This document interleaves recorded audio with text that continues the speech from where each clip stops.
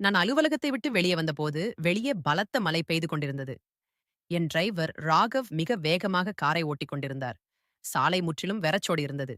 என்னால் எதையும் தெளிவாக காண முடியவில்லை. இன்று வேலையை முடித்துவிட்டு நான் மிகவும் தாமதமாகிவிட்டேன். ஏற்கனவே இரவு 12 மணி ஆகியிருந்தது. நான் தூங்க ஆரம்பித்திருந்தேன். நான் கண்களை மூடியிருந்தபோது திடீர் என்று ராகவ் காரின் பிரேக்கை வேகமாக பயன்படுத்தினார். நான் ராகவ் என்ன நடந்தது என்று கேட்டேன். டிரைவர் பீதி அடைந்து, சார் யாரோ காரின் கீழ் வந்துவிட்டதாக தெரிகிறது என்றார். இதை கேட்டு நான் அதிர்ச்சியடைந்தேன். நான் கோபமாக, அவர் சார், இது என் தவறு இல்லை. யாரோ வேண்டும் என்று எங்கள் காரின் மேல் வந்து விழுந்தார்கள். இதை கேட்டதும் நான் அவர் மீது மிகவும் கோபமடைந்தேன். கனமழையில் காரை விட்டு இறங்க வேண்டிய கட்டாயம் ஏற்பட்டது. நான் காரிலிருந்து இறங்கி சுற்றி பார்த்தபோது கீழே ஒரு பெண் கிடப்பதை பார்த்தேன். அவளுக்கு சுமார் 21 வயது இருக்கும். அவள் ஒரு அழகான சிவப்பு நிற உடை அணிந்திருந்தாள். அவள் காலில் காயம் ஏற்பட்டிருக்கலாம். அதனால்தான் அவளால் எழுந்திருக்க முடியவில்லை. நான் வேகமாக அவளிடம் சென்று பார்த்தேன். அவள் சுய நினைவுடன் இருந்தாள். ஆனால் முழு போதையில் இருந்தாள். அவள் மிகவும் போதையில் இருந்ததால் என்னால் அவளிடம் பேசக்கூட முடியவில்லை. நான் அவளை தூக்கி டிரைவரின் உதவியுடன் காரின் பின்னிருக்கையில் வைத்தேன். கார் என் வீட்டின் முன் நின்றது. பின்னர் நான் அவளை என் அறைக்கு அழைத்து சென்றேன். நான் உடனடியாக என் தொலைபேசியை எடுத்து என் மருத்துவரை அழைத்தேன். மருத்துவர் அவளை விரைவாக சரிபார்த்து, அந்த பெண் நன்றாக இருக்கிறாள், அவளுக்கு ஒரு சிறிய காயம் உள்ளது. அவர் அவளுக்கு மருந்து கொடுத்தார். அந்த பெண் சுயநினைவுடன் இருந்தாள். ஆனால் அவள் போதையில் இருந்ததால் அவள் இன்னும் என்னிடம் பேசவில்லை. மருத்துவர் சென்றதும் நான் அவளிடம் வந்து, உன் பேர் என்ன, நீ எங்கே வசிக்கிறாய் சொல்லு, நான் உன்னை அங்கே கொண்டு போய் விடுகிறேன் என்று கேட்டேன். அந்த பெண் குடிபோதையில் முணுமுணுக்க ஆரம்பித்தாள். என் பெயர் பிரீத்தி. இல்ல இல்ல, அது சோனியா. இல்லல்ல, அது அம்ரிதா. இந்த பெண் என்ன சொல்கிறாள், எனக்கு எதுவுமே புரியவில்லை. நான் அவளை பார்த்தேன். ஆனால் அவளால் அவளுடைய பெயரை கூட சரியாக உச்சரிக்க கூட முடியவில்லை. ஆம், அவள் சொன்னாள், நான் மாதவ நகரில் வசிக்கிறேன். இந்த இரவு நேரத்தில் என் வீட்டில் ஒரு அந்நியரை வைத்திருப்பது சரியில்லை என்று நினைத்தேன். நான் அவளை இறக்கிவிட்டு திரும்பி வருகிறேன். அவளை என் காரில் அழைத்து சென்றேன். ராகவ் ஏற்கனவே வீட்டுக்கு சென்று விட்டதால் நானே காரை ஓட்ட ஆரம்பித்தேன். மாதவ நகரில் நுழைந்ததும் அந்த பெண்ணிடம், உன் வீடு எங்கே என்று கேட்டேன். அந்த பெண் வந்து ஒரு வீட்டின் முன்னின்று, இதுதான் என்னுடைய வீடு அப்படின்னு சொன்னாள். நான் அவளை அந்த வீட்டுக்கு அழைத்து சென்று அங்க இருக்கக்கூடிய காலிங் பெல்லை அடித்தேன். காலிங் பெல் சத்தம் கேட்டு அந்த வீட்டில் இருந்த கோபமடைந்த ஒரு நபர் வெளியே வந்து, என்ன விஷயம், ஏன் இந்த நேரத்தில் என்னை தொந்தரவு செய்கிறாய் என்று கேட்டார். நான், இந்த பெண் உங்கள் வீட்டில் வசிக்கிறாள் என்றேன். அந்த மனிதரோ விசிதரமான கண்களால் அந்த பெண்ணை பார்த்தான். அதன் பிறகு எனக்கு அவளை தெரியாது. எந்த காரணமும் இல்லாமல் என் வீட்டின் காலிங் பெல்லை மீண்டும் அடிக்காதே என்றார். எனக்கு மிகவும் வெட்கமாக இருந்தது. அந்த பெண் தவறான முகவரியை கொடுத்துக் கொண்டிருந்தாள். இந்த இரவில் அவளுடன் வீடு வீடாக அலைவது சரியல்ல என்று நினைத்தேன். நான் தவறான ஆளை சந்தித்தாள். அவள் அவளுக்கு ஏதாவது தவறு செய்யக்கூடும். அவள் இப்போது சுய நினைவில் கூட இல்லை. அவளுக்கு எதுவும் நினைவிலும் இல்லை. நான் என்ன செய்ய வேண்டும்? அந்த பெண் என்னிடம் வந்தபோது நான் இதைத்தான் யோசித்துக் கொண்டிருந்தேன். அவள், எனக்கு ரொம்ப பசிக்குது என்றாள். அவள் முகத்தில் அவ்வளவு அப்பாவித்தனம்.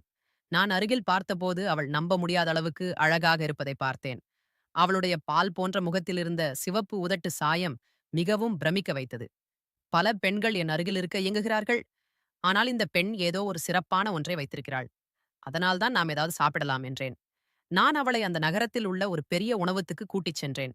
சாப்பிடும்போது அந்த பெண், என் பெயர் சோனியா என்றாள். இன்னைக்கு எனக்கு மனநிலை சரியில்லை. அதனால நான் அதிகமாக குடித்துவிட்டு உங்கள் கார்ல மோதினேன். நான் கேட்டேன், நீ ஏன் மோசமான மனநிலையை இருந்தாய்? அவள், என் நிறுவனத்தின் உரிமையாளர் காரணமாக என்றால். அவள் மிகவும் அழகாக இருக்கிறாள் என்று நினைத்தேன். அவளுடைய உரிமையாளர் அவள் மேல் கெட்ட எண்ணங்களை வைத்திருக்கிறார் என்று யோசித்தேன். அவள் அமைதியாகவும் சோகமாகவும் இருந்தாள்.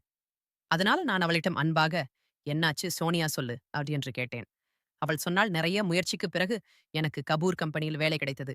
ஆனால் எந்த காரணமும் இல்லாமல் அவர்கள் என்னை வேலையை விட்டு நீக்கிவிட்டார்கள். இதை கேட்டு நான் ஆச்சரியப்பட்டேன். நான் எப்போது அவளை வேலையிலிருந்து நீக்கினேன்? ஏன்? ஆமாம் நண்பர்களே, நான் கபூர் அம்பையர்ஸின் உரிமையாளர் பிரகாஷ் கபூர். நான், சோனியா இங்கே உட்காருங்க, நான் சீக்கிரமா வருகிறேன் என்றேன். அதிகாலை 1 மணி ஆகிவிட்டது. என் உதவியாளர் விவேக்கு போன் செய்தேன். அவளிடம் பேசியதில் எனக்கு மிகவும் ஆச்சரியமாக இருந்தது.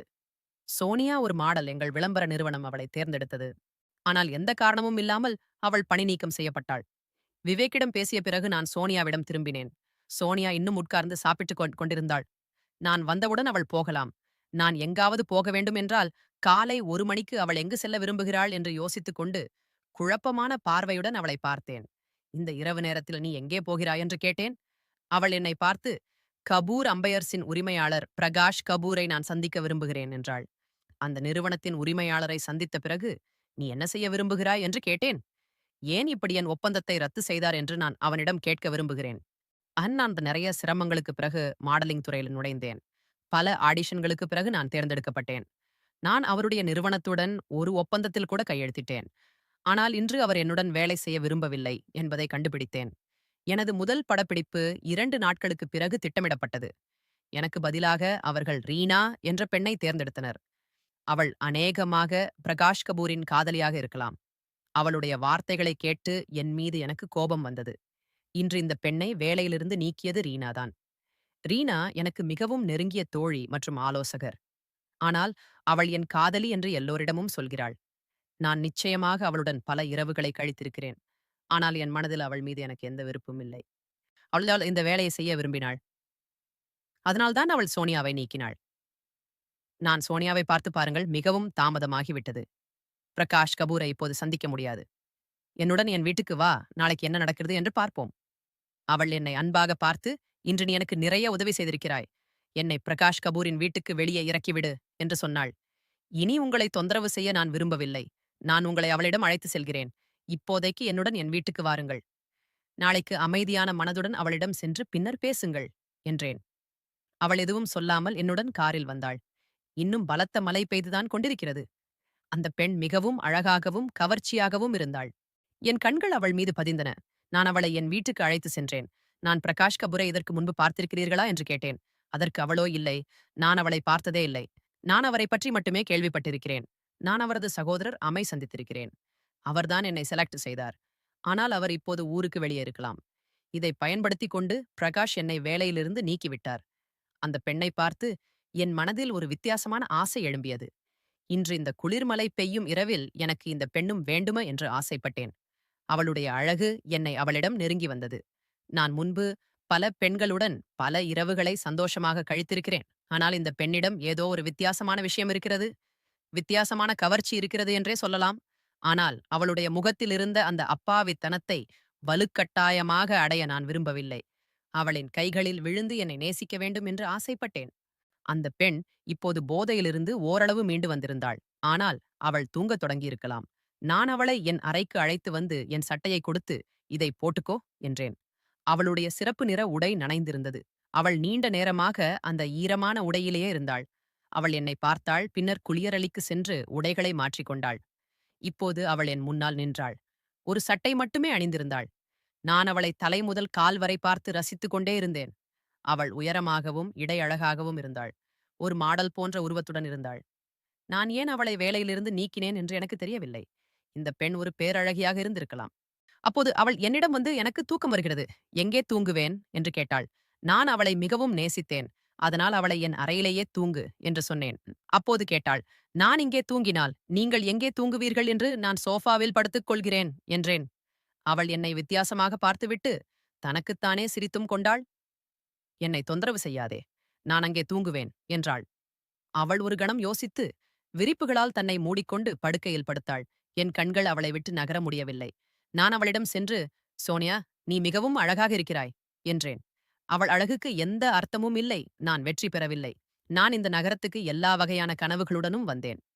இன்னைக்கு எனக்கு எதுவும் இல்ல. நான் சொன்னேன், நான் ரொம்ப அதிர்ஷ்டசாலி. நீ வெற்றி பெற ஏதாவது ஆக வேண்டும்.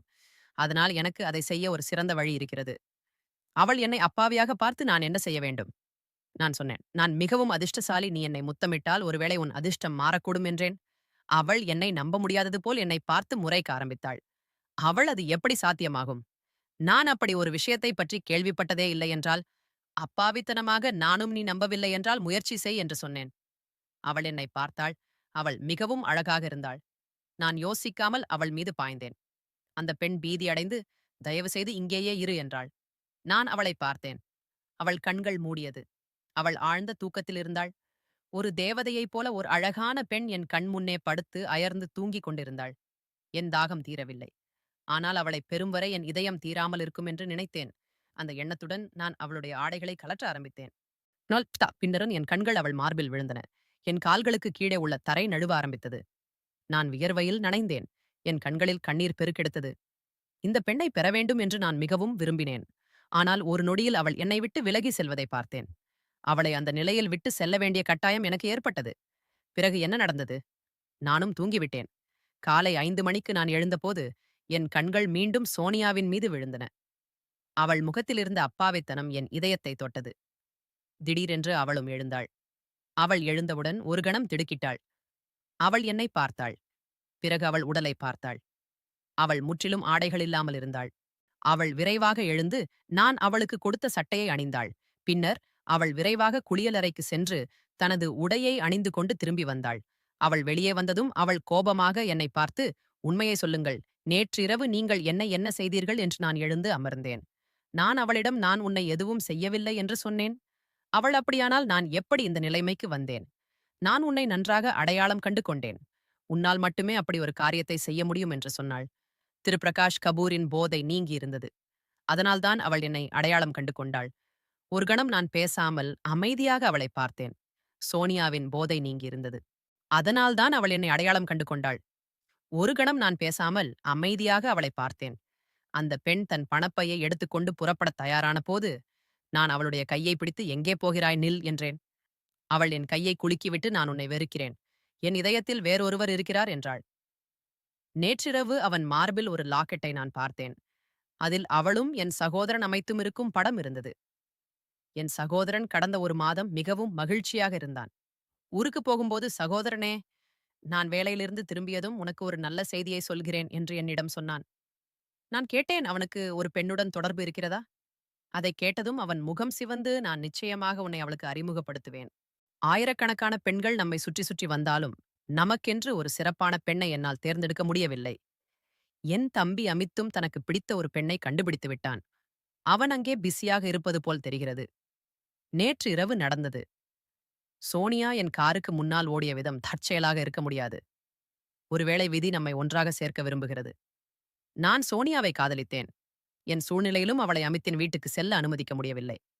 அவன் என் சகோதரனாக இருந்தாலும் கூட, சோனியா என் உயிர். சோனியா எனக்கு மட்டும்தான். சோனியா, நான் உன்னை விரும்ப ஆரம்பித்து விட்டேன். உன் ஒப்பந்தம் உனக்கு திரும்ப கிடைக்கும். உன் கேரியரை நான் பிரகாசமாக்க செய்வேன். என்னுடையதாகவே நீ இரு என்று சொன்னேன். அவள், "உன் பரிதாபத்தை நான் விரும்பவில்லை. இந்த ஒப்பந்தத்தை நானே வாங்கினேன். உன்னை எனக்கு நன்றாக தெரியும். உனக்கு பெண்களை எப்படி பயன்படுத்துவது என்று மட்டுமே தெரியும்" என்றாள். அப்போது நான் அவள் கையை பிடித்தேன். அவள் தன்னை விடுவித்துக் கொள்ள முயற்சி செய்தாள். நானோ, "சோனியா, என்னை நம்பு. நான் உன்னை காதலித்து விட்டேன். நேற்று என்ன நடந்ததோ அது தற்செயலாக நடந்ததில்லை. நேற்று உன்னுடன் நேரம் செலவிட்டது. நான் உன்னை மிகவும் நேசிக்கிறேன் என்பதை எனக்கு உணர்த்தியது.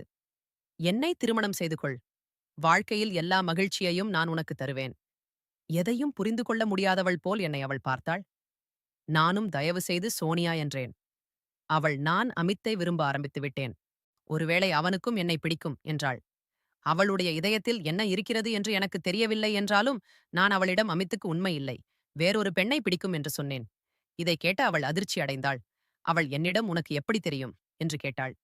அதனால் நான் அவளிடம், "அவனே என்னிடம் சொன்னான். ஆனால் எனக்கு உன்னை ரொம்ப பிடிக்கும்" என்று அவளிடம் சொன்னேன். சோனியா இப்போது என் முன் அமைதியாக நின்று கொண்டிருந்தாள். என்னை தாங்கிக் கொள்ள முடியவில்லை.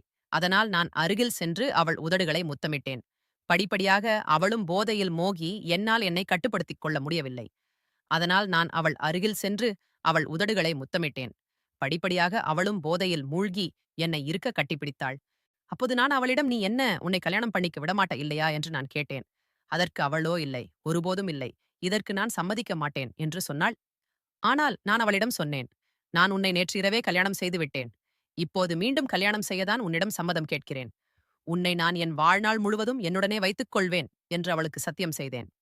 நேற்று இரவே நான் என் தம்பிக்கு போன் செய்து, நான் கல்யாணம் செய்து கொண்டேன் என்று அவனிடம் சொன்னேன். அதன் பிறகுதான் அந்த பயம் என்னை விட்டு மறைந்தது. சோனியாவை வந்து சந்தி என்று என் தம்பியிடம் சொன்னேன். அவன் ஊருக்கு வந்து சோனியாவை பார்த்ததும் அவன் அவனாகவே இல்லை. அவன் விரும்பிய பெண் அவனுக்கு அந்நியாகிவிட்டாள்னு சொன்னாங்க. நான் அமித்திடம் சொன்னேன், "நான் ஏற்கனவே சோனியாவை காதலித்தேன். அதன் பிறகு அவளோடு நான் தனியாகவும் இருந்தேன். அவள் என் மனதை வென்றுவிட்டாள். அதனால்தான் நான் அவளை திருமணம் செய்து கொண்டேன்." இதை கேட்ட அமித் எதுவும் பேசாமல் அப்படியே இருந்தான். சோனியா அவனுடைய அண்ணி என்பதால் அவன் எதுவும் சொல்லாமல் ஏற்றுக்கொண்டான். ஒருவேளை இருவரும் காதலிச்சிருக்கலாம். அல்லது அந்த காதல் ஒருவருக்கொருவர் தெரியாமல் கூட இருந்திருக்கலாம். ஆனால் நான் சோனியாவை முதல் முறை பார்த்தபொழுதே அவள்தான் என் மனைவி என்று நான் முடிவு செய்துவிட்டேன். அந்த இரவு அவளுடன் இருந்த அந்த அனுபவத்தை என்னால் மறக்கவே முடியாது. என் வாழ்க்கையில் அவள்தான் இல்லாமே என்று நான் முடிவு செய்துவிட்டேன். அதனால்தான் என் தம்பி அவளை விரும்புகிறான் என்று தெரிந்தும் என்னால் அவளை விட்டுக் கொடுக்க முடியவில்லை. சோனியாவும் என் அன்பை ஏற்றுக்கொண்டாள். நாங்கள் இருவரும் திருமணம் செய்து கொண்டு எங்கள் வாழ்க்கையை சந்தோஷமாக ஆரம்பித்தோம். அந்த இரவு நான் அவளை பார்த்த அந்த அழகு என் வாழ்க்கையில் என்னை பைத்தியக்காரனாக மாற்றிவிட்டது. அந்த பைத்தியக்காரத்தனம் தான் அவளை எனக்கு மனைவியாக கொண்டு வந்தது. இன்னைக்கு நான் என் வாழ்க்கையில சந்தோஷமாகவும், சோனியா என் மனைவியாகவும், அவளுடைய கேரியர்ல சக்சஸ்ஃபுல்லாக வாழ்ந்து கொண்டிருக்கிறாள். இந்த கதை பத்தின உங்களோட கருத்துக்கள கீழ இருக்க கமெண்ட் செக்ஷன்ல ஷேர் பண்ணுங்க. இது போன்ற சுவாரஸ்யமான கதைகள் கேட்க பிடிக்கும்னா, நம்ம சேனல மறக்காம சப்ஸ்கிரைப் பண்ணிக்கோங்க. அடுத்த இன்னொரு கதையில சந்திக்கலாம். நன்றி.